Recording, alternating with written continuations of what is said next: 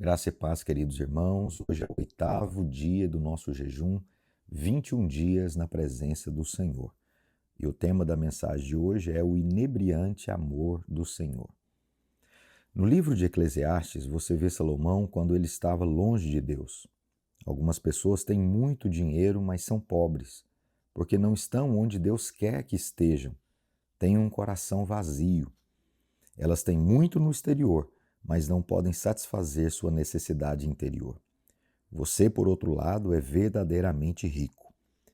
Quando Salomão voltou a pecar, ele escreveu Eclesiastes e disse que havia tentado a engenharia, a ciência, a agricultura, mulheres, prazeres e todos os tipos de coisas, mas nada o satisfez.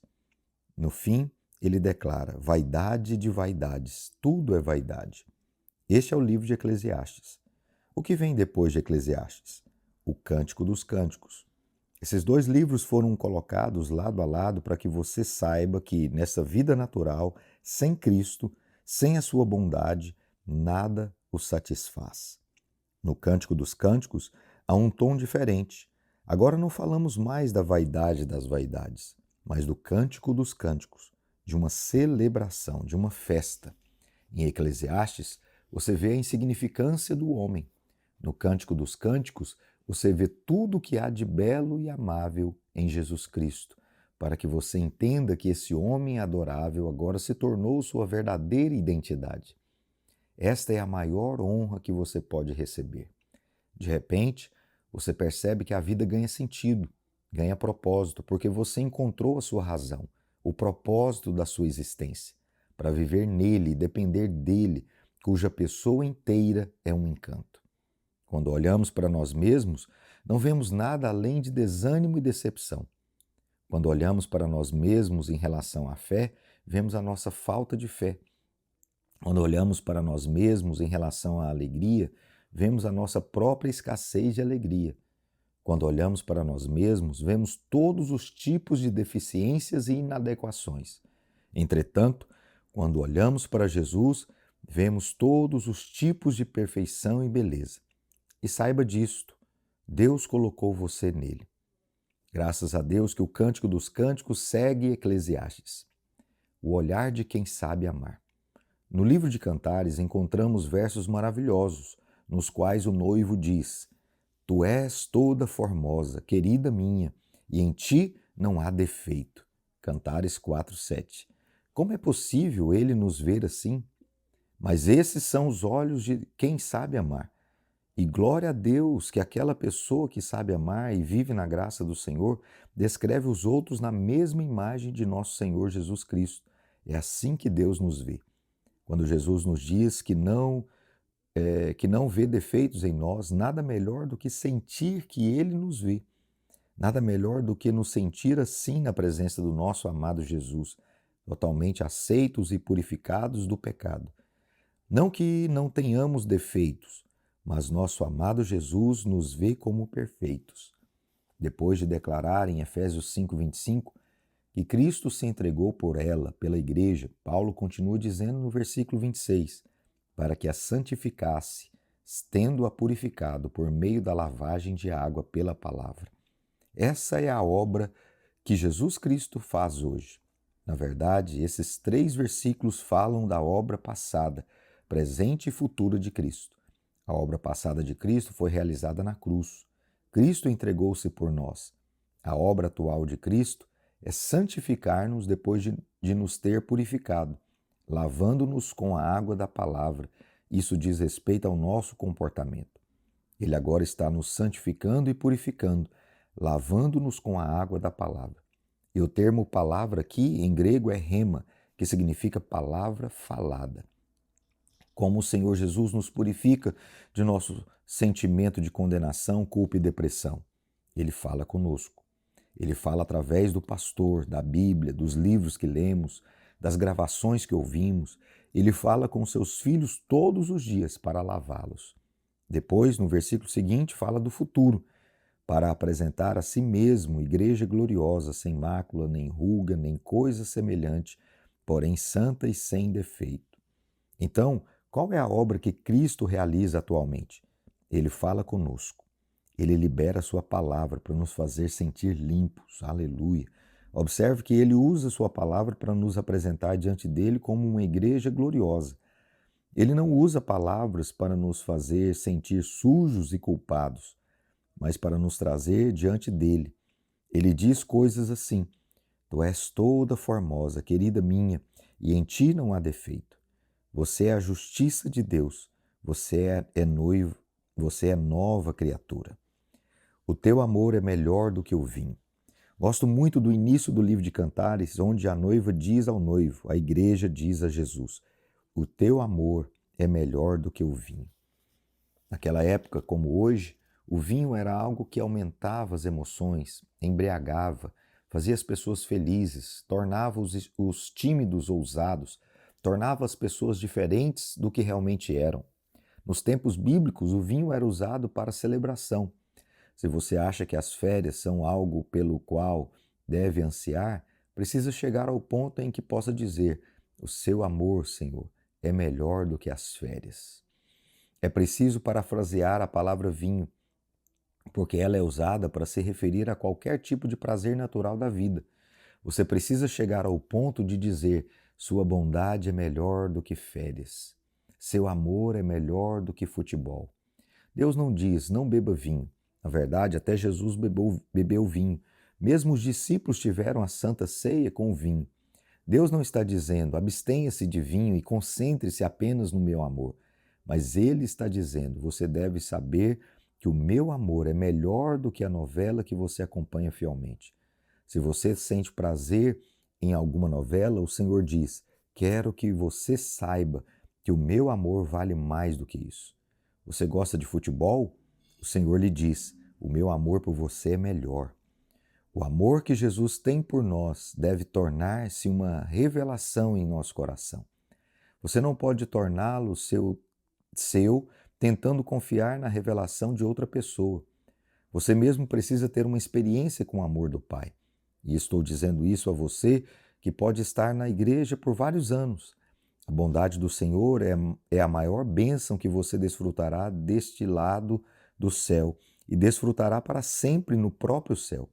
Mas você também deve saber que precisamos receber revelação da sua bondade. Não basta um mero conhecimento mental. Muitos anseiam pelo amor das pessoas, do cônjuge, dos filhos. Compreensivelmente, você deseja o amor e a aclamação do seu chefe ou do seu público de fãs. As pessoas anseiam pela bondade de meros mortais. Mas quão mais bonito é quando você entende que o Rei dos Reis, o Senhor dos Senhores, aquele cuja pessoa é toda encantamento, ama você. Não é de surpreender que o jovem pastor Davi tenha dito: a tua graça é melhor do que a vida. Você realmente acredita que a bondade do Senhor vale mais do que a vida? A vida vale muito. Todos nós queremos a vida, mas a sua bondade vale mais do que a vida. A busca pela intimidade. A história de Cantares é traçada de tal forma que se parece com um espetáculo, um musical, no qual temos as filhas de Jerusalém que narram, o amado que narra e a noiva. A sulamita é uma figura da igreja. A igreja é representada de forma feminina. Feminino significa que você é quem recebe amor, é você quem recebe proteção. O primeiro capítulo começa assim: beija-me com os beijos de tua boca, porque melhor é o teu amor do que o vinho. Então, o amor não quer apenas conhecimento à distância, mas quer intimidade. Estamos aqui não só, mas para nos aproximar dele. Queremos que ele nos beije. A palavra grega para adorar é proskenel. E o outro significado desse verbo é beijar, aproximar-se e beijar. Os irmãos de José, quando perceberam que ele estava no trono, ficaram felizes, mas tiveram medo porque o haviam traído. Porém, o que José disse? Agora chegai-vos a mim. Com todo o poder que ele tinha sobre esses irmãos que o traíram e o venderam por dinheiro, o que ele disse a eles? Chegai-vos a mim, aproximem-se de mim. Então, os irmãos morariam em Gósen. A palavra hebraica para Gósen significa literalmente aproximar-se. Portanto, ele lhes disse: eu farei vocês, seus filhos, toda a família de vocês, seus entes queridos, viverem na terra de Gósen, para que vocês possam ficar perto de mim. E ali, no lugar de proximidade, eu providenciarei para vocês alimento e proteção. Queremos estar perto de Jesus? Nem todos estão perto de Jesus. Havia 70 discípulos ao redor de Jesus quando ele andou na terra. 12 permaneceram depois. Então, muitos dos 70 partiram quando ele fez uma declaração sobre o pão da vida. 12 permaneceram. Entre esses 12, havia 3 que estavam mais próximos de Jesus, Pedro, Tiago e João. Entre os 3, havia um que era ainda mais próximo de Jesus. Ele adorava descansar no peito do Senhor. Seu nome era João. Intimidade e familiaridade. Creio que existe uma distinção entre intimidade e familiaridade. Parece que a diferença entre as duas é mínima, mas de fato é notável. Há muitas pessoas que estão familiarizadas com o Senhor no sentido de conhecê-lo, como os discípulos, por exemplo. Se você tivesse entrevistado Pedro, Tiago, João ou qualquer um deles, você poderia ter perguntado sobre os hábitos de Jesus, a que horas ele ia dormir, a que horas ele acordava, de quais comidas ele gostava, que bebida ele preferia, e eles responderiam. Eram capazes de responder porque estavam familiarizados com o Senhor. No entanto, muitas vezes você encontra os discípulos revelando sua falta de intimidade com pensamentos e caminhos do Senhor Jesus. Você sabe quem era íntimo do Senhor? Você pode ficar surpreso, mas muitas vezes eram pessoas que só o conheceram uma vez, como a mulher cananeia, cuja filha estava possuída por um demônio. Jesus disse-lhe: Ó mulher, grande é a tua fé. Ele nunca havia dito tal coisa a nenhum de seus discípulos. Num único encontro com Jesus, ela demonstrou mais intimidade com ele, com os seus pensamentos e caminhos, do que todos os seus discípulos juntos. O centurião que pediu ao Senhor que dissesse apenas uma palavra a seu servo na casa seria curado, impressionou tanto o Senhor que ele disse: Não encontrei tanta fé em todo Israel. O centurião não havia caminhado com o Senhor como os de seus discípulos, não havia passado todo aquele tempo com o Senhor como os discípulos, mas apenas um encontro nos faz entender que não se tratava apenas de familiaridade. Você pode estar aqui e conhecer meus ensinamentos sobre a graça de Deus, mas há outros que têm intimidade, têm revelação no coração. Maria, irmã de Lázaro, não seguia Jesus para todo lado e, no entanto, era íntima dos pensamentos do Senhor, dos caminhos do Senhor. Ela tocou o coração de Jesus. Os discípulos, por exemplo, poderiam ter dito a Maria: Maria, se você estivesse lá ontem à noite, teria visto tantos milagres que Jesus fez e o sermão que ele pregou foi fabuloso. Então Maria teria perguntado: Diga-me, o que ele pregou?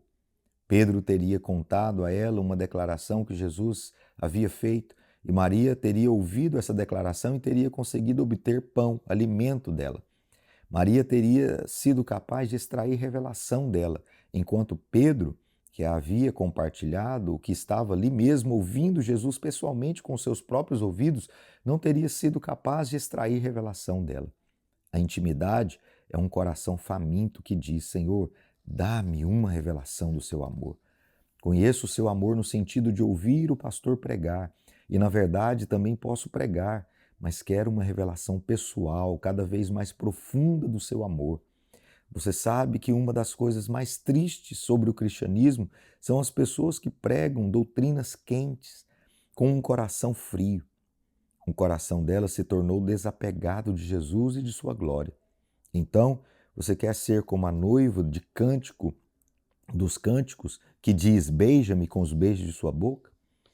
Nos tempos bíblicos, um beijo era algo muito íntimo. Hoje, um beijo tem menos valor porque as pessoas podem beijar no primeiro encontro.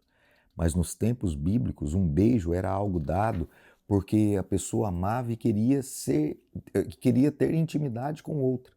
Quando alguém o beija, você experimenta o prazer do amor dessa pessoa de uma forma pessoal e tangível. A noiva não quer apenas conhecimento mental, mas quer uma experiência pessoal e um desfrute pessoal do amor de Jesus. Faça disso a sua oração nesse dia. Mostre a sua face. Em Cantares 2,14, o Senhor diz: Mostra-me a tua face, faz-me ouvir a tua voz, porque a tua voz é doce e a tua face aprazível. O Senhor ama você. Eu gosto de ouvir a voz do meu filho. Contudo, mais do que isso, quero tê-lo na minha presença só para olhar para ele, só para abraçá-lo. Isso me dá muita alegria. Deus anseia que seus filhos venham a ele. Ele quer derramar o seu amor sobre você.